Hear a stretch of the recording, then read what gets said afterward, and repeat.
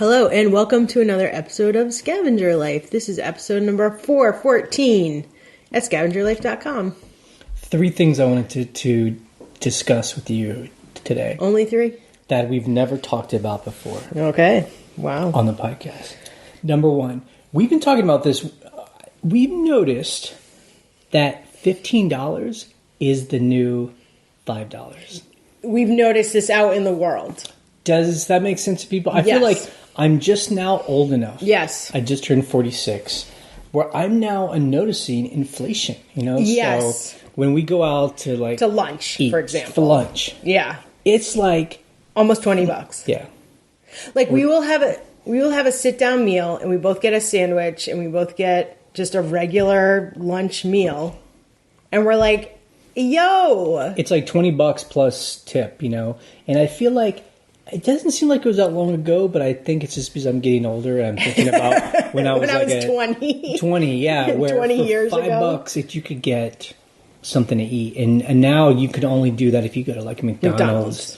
At the value Sometimes meal not or even something. at McDonald's. Yeah. You're like, it's more than that. Yeah. So I think that's interesting. And I only bring that up because I wonder if that also holds true just for eBay, that people now are willing to spend, because we've been selling a lot of kind of lower dollar items, $15, $20 items. And I wonder if that's just because that's the new $10. $5, $10. Yeah. Right. I feel like anytime we go out and we spend money on something, we're like, should it really have been that much? And yep. I mean, I turned 40 this year. I turned 40 in like a week. Yeah. I'm thinking, oh, it's 1998. When I got my first car, it was $1 a gallon to fill up. And I was like, this is great. Honestly, though, gas prices haven't gone up that much. It's like $2.50 now. So right, no, I know. Gas prices are like the cheapest But I'm thing. saying like Sure. pocket change could fill my car, Sure. So. Yeah, no, I hear you. And I think we've talked about that. I don't know how you feel, but, when you hit those like a milestone, 30, 40, 50. Right. People always make a big deal out of them. But like I think what we've talked about is that as long as I'm doing everything I want to do, it's just a number.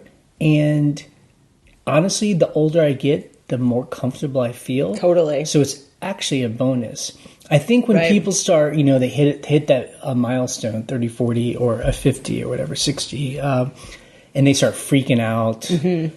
I think it's because I look back and be like, what have I done with my last decade? What did I do? All these things I put off that I haven't done, and I have lost time. But I feel like we've done, so far, everything we wanted to do. Well, I also feel like that we've been able to do.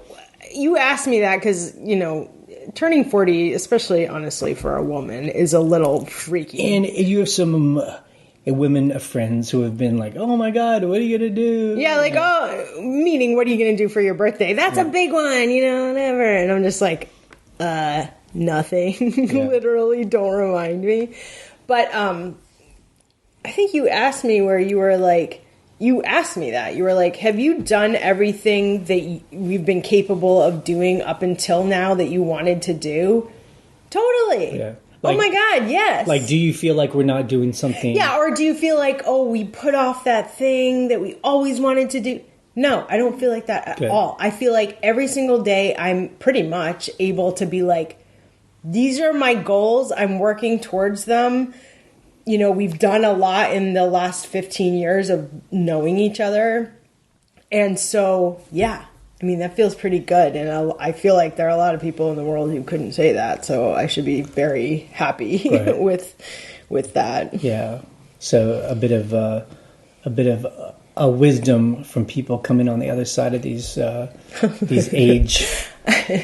Well, also, I feel I've noticed this lately in the past few months, too, where maybe the number 40 is making me feel like I'm like, no, I actually know what I'm talking about, and I'm going to go do this thing. And other, in air quotes, adults can't say anything to me because I'm actually now an adult. Like, I feel like our generation and like the millennials like are still kids until they're 40. And then you're like, okay, now I'm an adult. So shut up, everybody, you know. I think you've been an adult for a long time. I know, but it's like kind of a different mindset, I feel, where and I'm not saying it where, because I think nobody knows everything and nobody knows what they're doing. You're just, you know, going from experience. You're not like, I know everything now. That's not what I'm saying. What I'm saying is I feel confident in being like, we're going to do this. This is the process. And if it's not the process, I'm learning on the fly. Like, yeah, I mean, I would just kind of to condense that. I feel like both of us and you have the experience now to be able to confidently speak about certain things, you know, I mean, or about a lot of things, about how to run a business, about how to deal with money. Because you have that experience of like, well, this is what happened when we did this. So, you know, this is what I think might happen in this case. I mean, we're building a new business with this building on Main Street. And we're like, we've never had a front-facing public even building or anything. So it seems really new. But I'm like, I think with the experience of running other businesses and doing eBay and doing Airbnb, like, I think we have enough experience with people and running businesses that this is going to be okay. Yeah. Cross my fingers. I know that we have a group of people that listen to our podcast that are older, 60 older plus, than us. And I know they are laughing. They're like, oh, those little kids, you know. Yeah, those youngins. Hey, but I will say, what makes me feel good about when I have a birthday and I'm a year older, instead of feeling like, oh no, I've lost another year, I'm like, I feel like we always put challenges ahead of us, like things we want to do that take up a lot of time, and we can get them done. So it's like you said, we bought this building on our main street. Right. It's super nerve-wracking because we've never done something like this before. Such a big renovation, public-facing. Right. We're not even sure, you know, the thing we think we're going to do downstairs, is it going to work? Right. You know, I mean, but those are the things that are also exciting, you know? Because I think what's exciting, and this happened with our Airbnb. Well, it happened with eBay too, and with our video jobs, and with our Airbnb rentals. You have an idea of what you think might work, and then when it does, it's so satisfying. I mean, you evolve and you change and you pivot and you do things as you go. You're not like perfect from the get-go, of course not. But then when it works, you're like, oh my God, we were right. Seriously. It actually is like making us income. Or it's not working out. Like something's not right here. We're not thinking about this correctly. We need to think about it in a different way. Exactly. And then solve that, you know. Solve it or do something different. Yeah, exactly. So speaking of all these new things, let's talk about anxiety. So this week I was driving into town to go meet with some contractors, you know, had a full day of work, and I started getting some anxiety. You know, which is totally normal. Yeah. You know, every human being experiences anxiety. What the thing is how we each deal with that anxiety, you know. You can either go down in the hole, which I tend to do, and do like, let's go into the anxiety hole. And I know it's what I do, is that I just think, okay, what's the next thing I need to do? Right. Like, what's the next concrete thing? Don't think of it in a huge, overwhelming failure of... And then, I get myself into that simple task that needs to be done, and just, it's what I do. And it's concrete. So, I went to town, and we, power wash the front of a building. Oh, that's what you're anxious about? Well, I was anxious about everything. Yeah. But that job was what I could just throw myself into. Right. And then, at the end of the day, you feel accomplished. And I just bring that up because it's the same way with eBay. Yeah. With a lot of people we see when they write us and tell us they're starting on eBay. I can always spot the people that are very anxious people. Yeah. That start to self-sabotage themselves. And, anxiety can be a real killer when you try and run your own business. Oh, totally. Because you're running around like a chicken with your head cut off. There's what needs to get done first? Yeah. What's going to catch on fire if you don't do it? Right. I totally have. Yes, I know that from experience. No, totally. So yes, I think I'm better at it. I think that's the whole conversation about like turning 40, where like I feel like with this, especially renovation, I feel like I've been a lot better, and I think it's because it's exactly what you're talking about. There are times where I've had to go meet someone at the building or show someone what I want them to do for a job in the building, like the painter or whoever.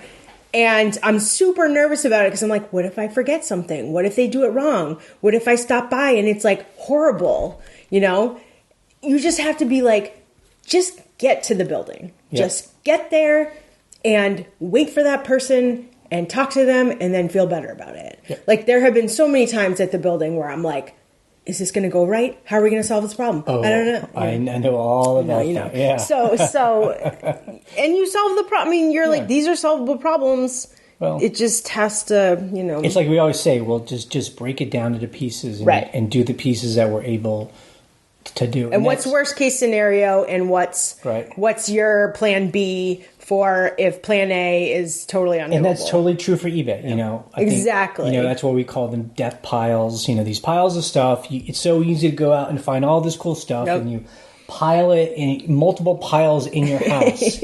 Mountains. And then you get that anxiety and you're overwhelmed. And the way we always say is we'll just start, take out 10 things. 10 things. That's look, I honestly, I have to do that all the time with when you're a freelancer or when you work for yourself. You have to do little things like with video work. Sometimes I have to be like, just work for a half an hour. If you're overwhelmed with this project, just do 30 minutes and then go make yourself a coffee and just do something else for a little while and then come back, because that gets you off the hook, like mentally, just do this one little thing. And then honestly, 3 hours go by and you're like, oh. I was just going to say what normally that happens all the time. It's you just put yourself on a simple task and then you get into the flow. Right. The anxiety goes away and you're just focused on doing a job and you feel good because, the anxiety just comes when you just have so many things happen and you just start thinking about things that are just nebulous, things that haven't happened. You're gaming out all the bad things that will happen, and it's totally unproductive. Exactly. Okay, the final thing I just wanted to say, I feel like, and it has to do with age, I feel like we're at the point now where almost every idea we have takes 2 years to make happen. With a lot of money, I know. And I would have never have been able to do these things when I was a younger person because I would not have been able just to have the mind frame to be able to hold a 2-year project in my head. Yeah. Well, because we're already talking about the next building and what's happening with that. Like we're already talking to our contractor about it. I mean, not that we're jumping so far ahead that the other one's not getting done, but we're kind of like, okay, this is happening. And let's do like the slow thing above it of like, what's going to happen over there. Well, I mean, we've even been talking like I'm always a time optimistic person. Yes, you are. Mainly because I have to. Yes. I feel like I have to. It's fine. It's almost like I have to fool it's myself that things will happen faster than they will because I can't. Because in the past I've been like, man, is it really going to take a year? A year to do this? Like, I need to tell myself it's going to take 3 months, and then I'll just keep extending it. And I feel like I'm getting to the point now where I'm like, it's like we're not going to even start on that for a year. Yeah. And then it's going to take at least another year, and that's okay, Right. I feel like I'm just now getting to that point. But honestly, look, we bought that building on Main Street. It was 1 year ago. Yep. And, we knew it would take time. I mean, it has a lot to do with money, having the money over a year. Like, we don't have the money right away. Well, I mean, that's the other piece of it is just to think like, things, and just because this is kind of a podcast about eBay. I mean, it's the same with eBay. Things take time. Like when we were having, we ran our eBay business out of our home for the first 8 years of having a business. Yeah. For the most part, we had stuff everywhere. Yeah. And it took us over a year to finally build a building behind us. And it took a long time. It was thinking about it, doing research, figuring out where we were going to buy it, having to afford it. Yep. Ordering it, getting it done. Getting the excavation work done, that was a whole other thing. It just takes time, It takes time. And, but but now it's done. I mean, that's the thing. You're like, we planned it. It took a long time. Right. And now it's done, and it's completely transformed our business and our property. And you're like, great. So I feel like running a business is about thinking about time in a different way than I think we're kind of taught to normally. Yeah. Yep. I think that's true. Okay, let's talk about specifically eBay for this week. Yeah. I was supposed to count how many $1,000 items we've sold. Oh, really? Did you do it? So I really couldn't figure out because eBay doesn't keep that information, and we don't really keep that information either. I mean, I might have it in my email. But as you were saying, we've sold under 5 things that were over 1,000. I think it's like 5. I think we've sold over 5. So why are we even having this conversation? You were I just wanted to acknowledge that I didn't really find out the information I was supposed to find out. Even if it was 10 or 15 things, it's not, but okay, it's still not that many items, right? Over a decade-long 10 years. sale. And I just think, again, that goes to show anyone that's wanting to start out on eBay. It's like, this is not for us to sell the way that we sell and scavenge. This is not about finding the crazy, expensive gold bar treasures everywhere. It really is a business about $30 items, I mean, unfortunately, as much as we like to think we could do it better, so far we've not been able to do that, Now, I think if you want to count, like, how many $500 items? Right, so that's a different, like, 500 plus, 500 to 1,000 in that range. Okay, we're talking more. 1,000 plus? Yeah. No. But still, even $500 items, I would say, if we're lucky, once every 2 months. Yeah, if we're lucky. 6 a year. We'll talk about what we sold this week, but so it's still pretty rare. It's rare. If you want to get down to like $100 items, then every week. There's at least one. So, yeah. So picture that in your pie chart. Yeah. That's your pie chart for all the spreadsheet nerds.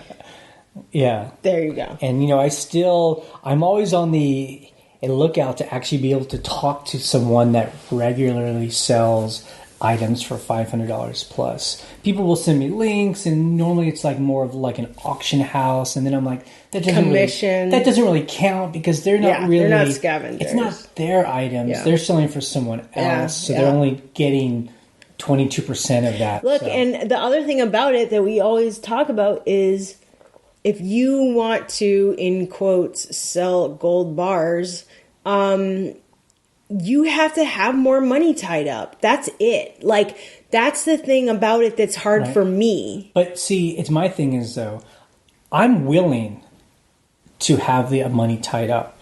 But for how long? I'm willing.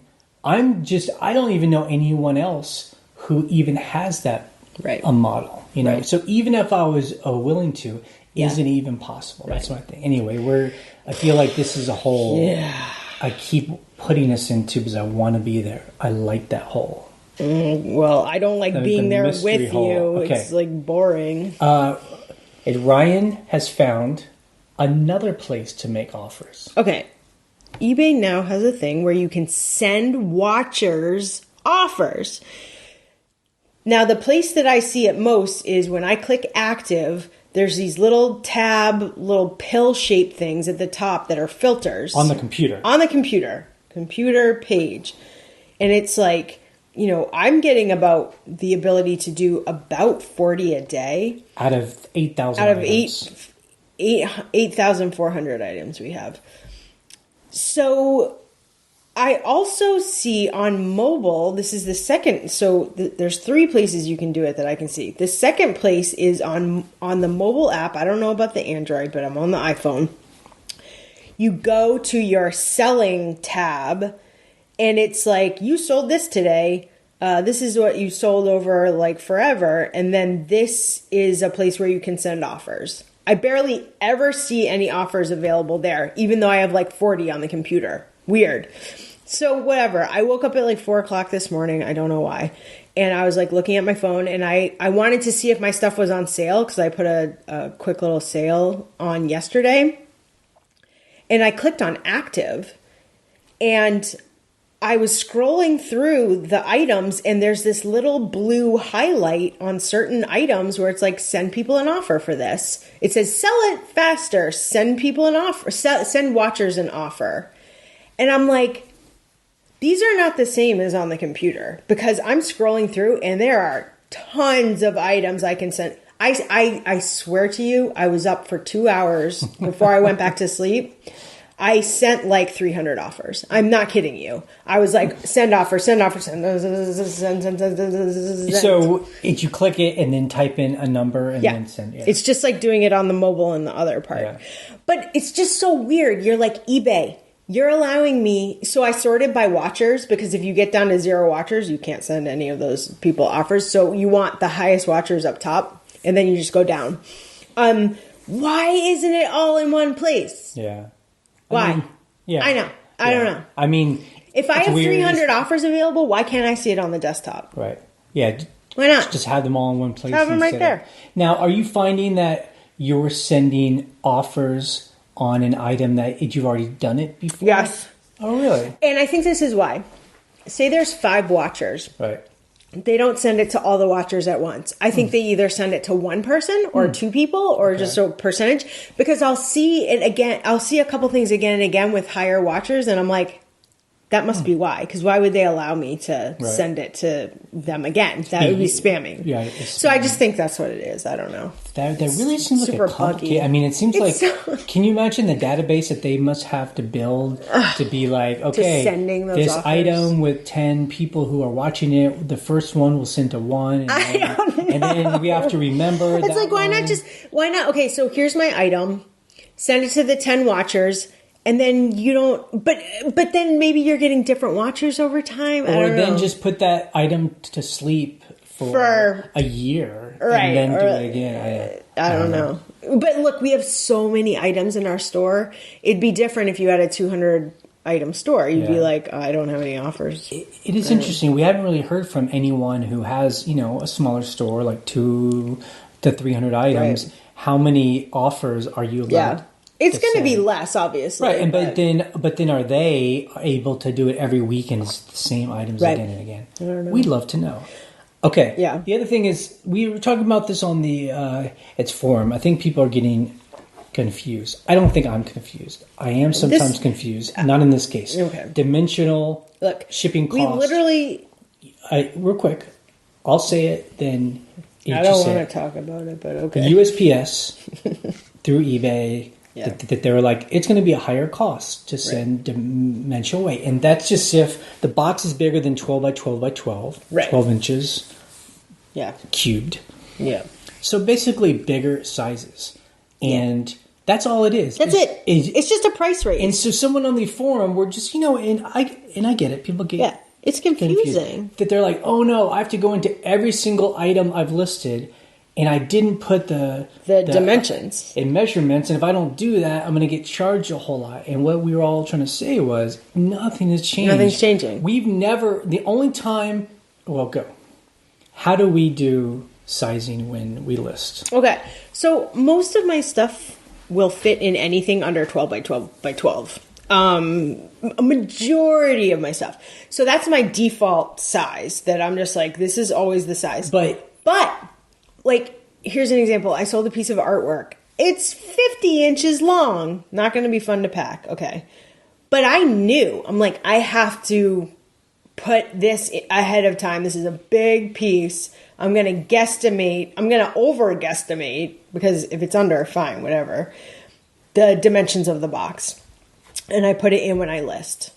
So when you list, normally, if you don't type anything in there, you just keep it blank, right? No, it's 12 by 12 by... Okay. I actually do 12 by 12 by 5. Okay, yeah. That's my default. Right. It's the way we list eBay just like puts whatever's last in there. Auto-filled. So it's like auto-filled. Like when my helper does like 20 drafts, she knows if it's not there, put it there. Okay. But it should already be there. Right. So if you've been selling up till now, I'm assuming if you have a big item, if you've pre-filled or put in the size of that large item, so the person is going to do the right price anyway. So if you've been doing that up until now, you still do the same thing. So the confusing thing that I don't even know, I was reading this thread and I was like, I don't know.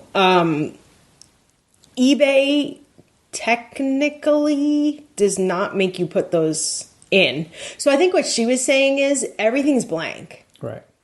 So that's... Right, but I think eBay just assumes it's 12 by 12 by 12. They're assuming that. Anything under the limit. So as long as those items are... But if you have items that are larger... Go back in and better go and do that. Because the prices are going to be drastically different. But I guess my point is that if people haven't been doing it up till now, how are they selling big items? Because they would be undercharging. Yeah, exactly. So Jay and I literally got into a fight. We were at IKEA yesterday, and he's like... Explain to me this process, and I was like, this is ridiculous. I don't even know what we're talking about here. Like, listen, okay. People were asking. Okay, and then the final thing before we talk about our numbers, when we were at Costco this past week, in the next town over from us, we heard someone call our name, Jay and Ryan, and I look around and there's this guy who I've never seen before. I was like, I felt so embarrassed that I didn't know who it was. But I saw a familiarity, he knew us. Familiarity. Anyway, and he knew us from the podcast. And this has only happened to us a handful of times maybe in our whole life. But he's very nice guy. It was just very funny. And it's fun to talk to him. And what was interesting is that he had worked for Dave Ramsey. I mean... I'm not going to say this guy's name, so I don't think I'm saying anything in school. What was interesting, because Dave Ramsey is in Nashville. Right. I thought Dave Ramsey was just like this radio guy that had these like ebooks. And I was thinking, he probably has like 10 employees. I was like, what was that like? It turns out Dave Ramsey has 500 to 800 employees. It's like if you Google him... He's got a whole corporation. I mean, he has a corporation. 500 to 800 employees. I'm like, I really wanted to ask this guy, like, what do all these people do? It must be like courses, no idea. Speaking engagements. And also, it sounds like Dave Ramsey has like a real estate empire. He owns a lot of property in Nashville. Yeah, and so I guess he has to have people maintain all that. I'm like, man, that guy is like. I just, we were in shock. We were like, we don't want to talk about the podcast. Can we just talk about, we want to know everything. I think it's just a good example of how I'm, as much as we talk about business and we run a business, how just naive I am. About, it's like, what an empire. People build, that's a serious empire. Yeah, that's a big deal. Amazing. Yeah. And it's biblically based. Yes, which is interesting. Okay, so that's all. So fascinating. Okay, what's your gut reaction to the week? Well, we had a really high dollar item sell, so I feel like it's like. Did you feel good? Were there a lot of items being? I felt pretty good. Okay. I would say medium to high. I would. I don't know how else to. So what am I supposed to throw out? I would love to say we made $2,000, but we made $1,915. Okay, it was close. It was close. Yeah, we've kind of really been in the same kind of range all a year long so far. Just really. So we sold 44 items. Yep. Yeah, not bad. The highest thing we sold was this piece of artwork for $650. Yeah, so we got this artwork. And this is all you. We got this artwork at an auction. I know you're going to say, we got that at the auction. That's why we got to go. Go, come on. It was like, it's one of those ones where it's like a pile of artwork that nobody wants. People think is just garbage. They're like, whatever, it's just garbage. It looked like garbage. And it looked like garbage. I mean, look, there are things sometimes where you look at it at first, you think maybe it's a reproduction. It's in an ugly frame. Like that. Just whatever. You don't know what it is. You're like, whatever, that looks junky. I get it home. I do the research. It's actually an original print from Samoa on rag paper fabric. And when Did you say print? I mean, it's original. It's an original painting. It's an original piece of artwork. I'm sorry, it's not a print at all, actually. It's an original piece of artwork. It's an original painting. It almost looks like a block print, but it's not. It's like a painting. Somehow it's painted. And how'd you know that it was like... So it was signed. It has words on it that are signed. It's either a name or a region, something. So I looked that up and found another piece by this person. And I was like, oh, this is what this type of art is called. So I put it up really high. I put it up for like $8. I think it was $7.99. And then I took a best offer because honestly, mine was the only piece available right now. And it's been up for a year. And it's been up for about a year. And it was just like crickets. It's like it's one of those things in the corner of our building. Yeah, like and I'm not even looking at it. It's questions, and they bought it. They asked some questions. They were like, "Is this an original painting?"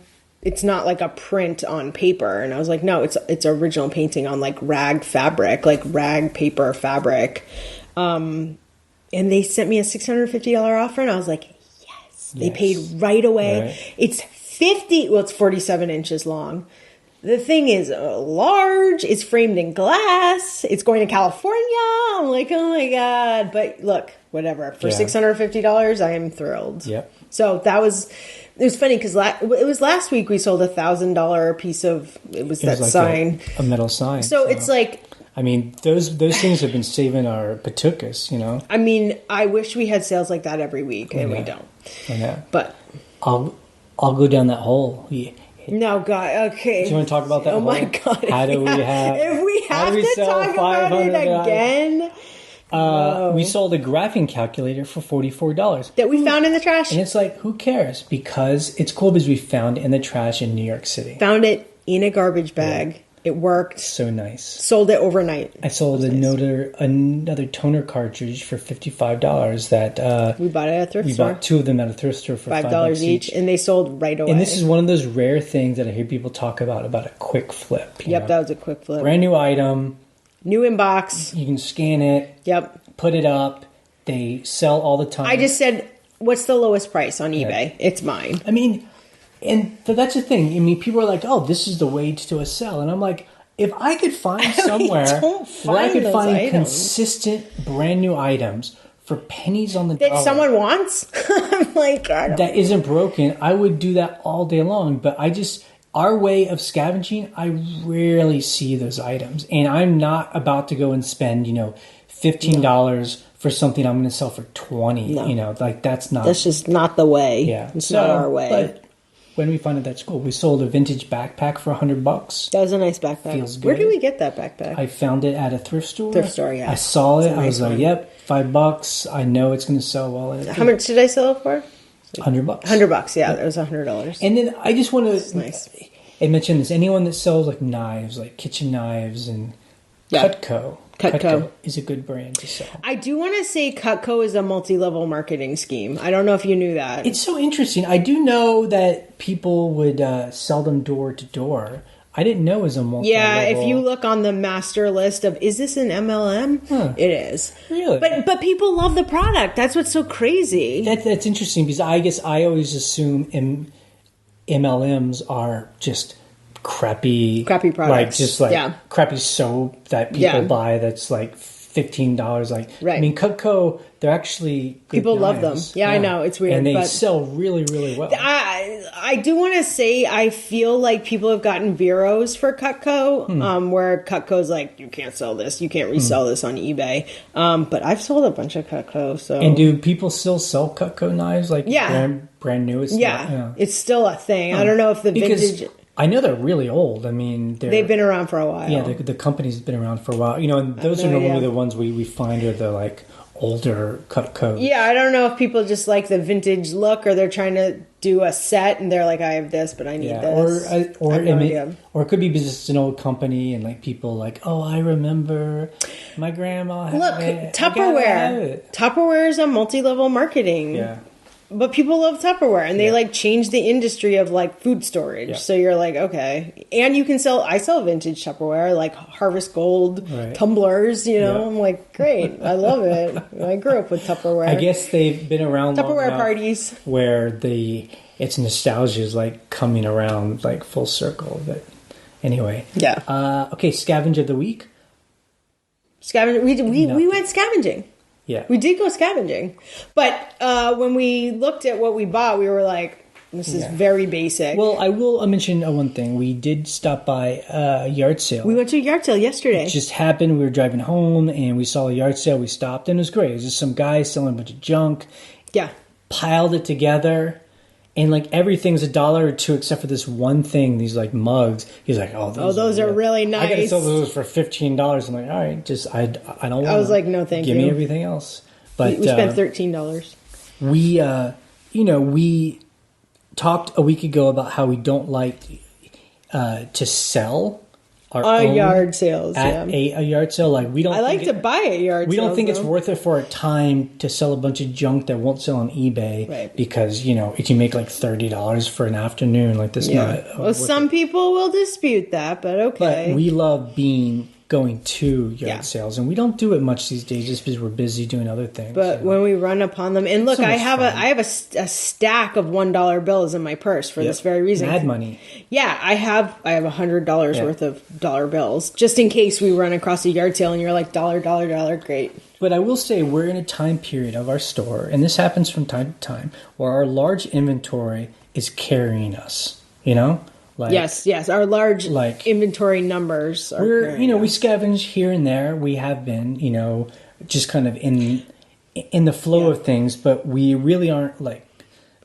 It's not full time. Doing eBay. Look, we are very busy with our renovation, and that is what is. And that's a nice thing about having that large inventory because we're going to be occupied till probably August. Yeah. So at least another month and a half. Yeah. We're going to be just not doing a whole lot. We can't. Other than just packing. But I think we're going to an auction this week. Are we going on Friday? Maybe. You don't know. Maybe. Wow, really? You're saying maybe? Am I going to have to go by myself? Oh my God. Is this really happening? You know the one I want to go to. I know.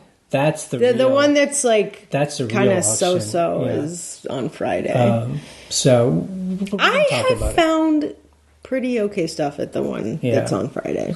But anyway, so that's why we let our large inventory buys us time to do other things. It does buy us time because stuff still sells. Right. So when people are like, why do you have such a big inventory? So I can take 2 months off and stuff still sells. And still have like a fairly consistent... Okay, customer issues. I think this is the first week in a while that I can remember no return requests. No return requests? Yeah. Well... They'll be back, but I mean... That's the right attitude. They'll be back. But we had like a run where every week we were getting a return request. Although 25% of those, the people don't ever return it. They never send it back. So also we haven't had any buy something, pay for it, and ask to cancel in 2 seconds later. I don't think we had any of those this That's right. This week people paid. Everyone paid. People paid. I'm like, people are paying for stuff? This is amazing. Just how it should be. Okay, things we learned in the forum. So there was an interesting post about a woman found a bunch of cookie molds. Yes, this was... Look... we came home from IKEA and I was like, I cannot keep up with this thread. It was so cool. She found like a cache. It was a cache. CACHE. This was a treasure chest. And so she, I guess, started to list them, and someone was like, I'll buy them all from you. For $1,000. I want to know. I think it was less. Anyway, but, Anyway, the conversation was. Yeah. Should she sell them to one person? Right. At a very discounted rate, but just kind of flip it and get it quick, or should she sell them individually? And we were all like looking at solds, and we're like, if you list these individually, you could probably make $5,000. Right. I don't think that a woman was even going to pay her $1,000. I think it was like less than smaller than that. Yeah. And to me, it always comes down to who's hungrier. Right. If the seller is hungrier, so if I'm just like, I bought all this for $10, you're going to give me $500. Let's do it. Yeah. Then, but if the buyer's hungrier, then you can just be like, oh, you really want this? Well, I'm going to sell them, one by one. I'm going to sell them one by one, and you're welcome to buy them. If you want to buy them all, I want much higher rate, Exactly. And so I know we've been on both ends of that. Yeah, we have. One time I bought this military auction, like a big box of stuff, and we got those bunny boots. Oh my God, those bunny boots. If you Google them, they're these big white, like insulated boots. Rubber boots. And I remember we found someone in Alaska did that to us. And she's like, how many of those do you have? I want them all. I think we sold them all for $300 or something, and we were just hungry. Yeah, I was like, they were taking up so much room, and I wanted to make my money back. Right, I just wanted to move them, and then we made a profit. But I remember if we had sold them individually, we could have probably sold them for $50. They would have taken longer. And I made more, but in that case, we were hungry. So she ran like not an ATV company. Yeah, I mean, but a snow machine, snowmobile. Yeah, up in Alaska, she had like an outdoor company, so she probably bought them. She needed the boots to. Yeah, but most times these days, we're never that hungry. Now, when we buy a cache of stuff, we're willing to list things individually, right, and make a lot because you make more money on each one. Yeah, like that's often our bread and butter is buying like a whole set of something for one low price, right, and then break it up. And it's a pipeline. Money. Yeah, you're like, this is a pipeline that a couple will sell every week, right, and that's it. It pads your numbers. And, I know there are guys, we talk to them, they email me, where they're just like, yeah, I bought this, bought this whole carload of stuff, and then I just flipped it on Facebook Live, GoPro, and it was like, I made $100, and it was fine, and so... And that's cool. Right, sure, yeah. But that's the flea market mentality. Right. It's basically the same. Right. Dudes out the back of their truck for cash for gas money. I got the fasten a nickel, and right, slow dime. And you know what? That's cool. Fine. But I think these days we're really into the slow dime, yeah, and sometimes it's really slow, but, Because also, like this, a lot of people were trying to advise this person that found these cookie molds. Like, it's kind of like one of those once in a lifetime. Yeah, like you don't find that cash very often. You don't find big sets and stuff like that. So this was like a high end. This wasn't just like stuff you get at Walmart. Right. This is like Martha Stewart buys this stuff to like make things like that. That's like the level of who we're talking about. So yeah, interesting. That's our conversation that we have in the forum. Yes, cookie molds. Yeah, delicious. Cookies. Delicious. Okay, this week we actually have no calls or questions. What? Yep. So I guess everyone knows everything. They're good to go. I love it. But you can call us in the future at 540-407-8486. You did the right number. You remembered you can even... And which is sometimes best if you just record it at your phone in a quiet place at home, and you email us the MP3. Our email is thescavengerlife@gmail.com. Okay, that is it for the podcast this week. I do want to remind people, I'm going to plug my other podcast. Do it. My sister and I restarted Shampoo and Booze, where we talk about Airbnb, short-term rentals, design. That's what we talk about there at shampooandbooze.com. It's fun. And you guys are going to record today, right? Yeah, we're recording. So I'm like having podcast recording day today. So when are those new ones going to get posted? So I will be posting Wednesday mornings. That's our goal, is Wednesday mornings will be a new episode of Shampoo and Booze. Every week, right? Every week. Cool. Okay, you can check out our blog at scavengerlife.com for the links we discuss and to join the conversation on the forum. We post an episode every Monday morning. On Wednesday, we post a What Sells video, currently being brought to you by Steven Schultz. You can subscribe and support us on our Patreon account for as little as $5 a month. You can subscribe to us for free on iTunes or YouTube, so you always get the latest episode. We're ending this podcast in 3, 2, 1. Bye.